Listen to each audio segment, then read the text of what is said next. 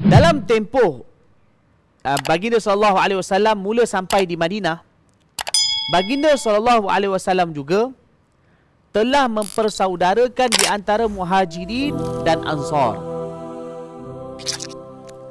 Dalam tempoh itu, Rasulullah sallallahu alaihi wasallam telah membina Masjid Nabawi berhampiran dengan rumah Sayyidina Abu Ayyub Al-Ansari radhiyallahu anhu.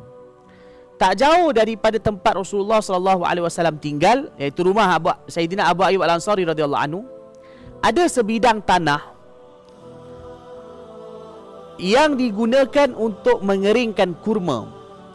Maknanya kurma dilambakkan untuk dikeringkan.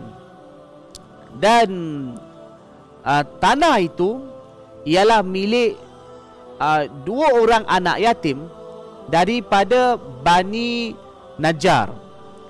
Sayyidina Abu Ayyub Al-Ansari radhiyallahu anhu juga ialah salah seorang daripada kabilah Bani Najjar. Dan saya telah sampaikan pada episod yang lepas bahawa Rasulullah sallallahu alaihi wasallam mempunyai perhubungan kerabat dengan kabilah Bani Najjar. Kerana ibu kepada Abdul Muttalib, iaitu isteri kepada Hashim, ialah wanita daripada kabilah Bani Najjar yang bernama Salma binti Amr.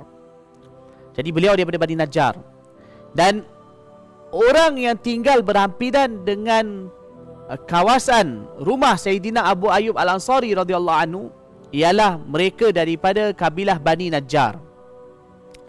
Berhampiran dengan kawasan rumah Abu Ayyub Al-Ansari radhiyallahu anhu ada sebidang tanah yang digunakan untuk pengeringan kurma, yang dalam bahasa Arab dipanggil mirbat.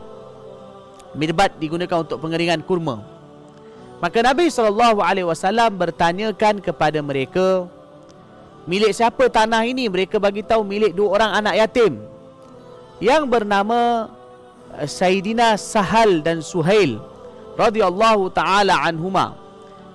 Jadi Nabi SAW pun memanggil penjaga mereka, iaitu bapa saudara mereka, untuk bertanya berkenaan dengan tanah itu. Maka bapa saudaranya datang, Nabi SAW bercadang untuk membeli tanah tersebut. Permulaannya beliau tak sudi untuk menjualnya kepada Nabi SAW. Bahkan beliau nak bagi saja kepada Nabi SAW. Namun baginda SAW bertegas untuk membeli juga tanah tersebut. Rasulullah SAW pun telah membeli tanah tersebut dengan harga 10 dinar yang dipinjam daripada Sayyidina Abu Bakar As-Siddiq radhiyallahu anhu. Ya, Rasulullah SAW membayarnya kemudian.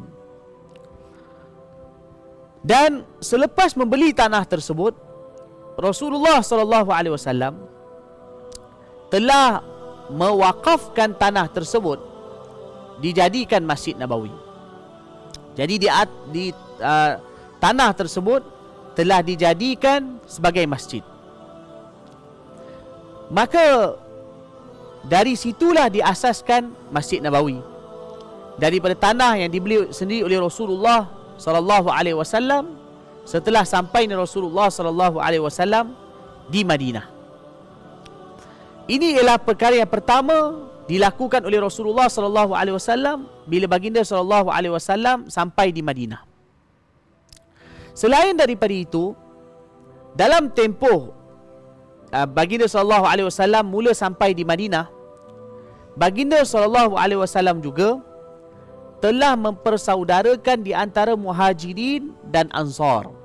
Ini perkara yang kedua, ataupun kita kata agenda yang kedua yang telah dilakukan oleh Rasulullah sallallahu alaihi wasallam. Usaha yang kedua yang telah dilakukan oleh Rasulullah sallallahu alaihi wasallam di Madinah, iaitu baginda mempersaudarakan di antara Muhajirin dan Ansar. Orang Madinah ialah penduduk asal Madinah yang terdiri daripada Aus dan juga Khazraj. Sementara orang Muhajirin ialah orang yang datang, yang majoriti mereka datang daripada kota Mekah. Mereka datang hijrah duduk di Madinah. Jadi orang Muhajirin ni orang luar, mereka bukan orang Madinah. Tetapi kalau kita lihat secara umum, bila orang luar datang di mana-mana tempat, biasanya penduduk tempatan akan anggap ni orang luar, ni orang asing. Maka Rasulullah SAW tidak mahu perkara tersebut berlaku di kalangan para sahabat radhiyallahu anhum ajma'in. Bahkan Nabi SAW mahu para sahabat radhiyallahu anhum memandang seorang saudara Islamnya seperti saudaranya sendiri, seolah-olah orang itu macam adik-beradiknya sendiri. Oleh kerana itulah Rasulullah SAW telah mempersaudarakan di antara Muhajirin dan Ansar. Bagaimanakah baginda SAW mempersaudarakan mereka? Iaitu baginda meregu-regukan mereka dua-dua orang, seorang Muhajirin, seorang Ansar. Seorang Muhajirin diregukan dengan seorang Ansar. Ini supaya saudara Ansar itu sentiasa mengambil berat tentang saudara Muhajirinnya setiap hari. Bagaimana makan minumnya, bagaimana tempat tinggalnya, dan bagaimanakah pekerjaannya, pendapatannya.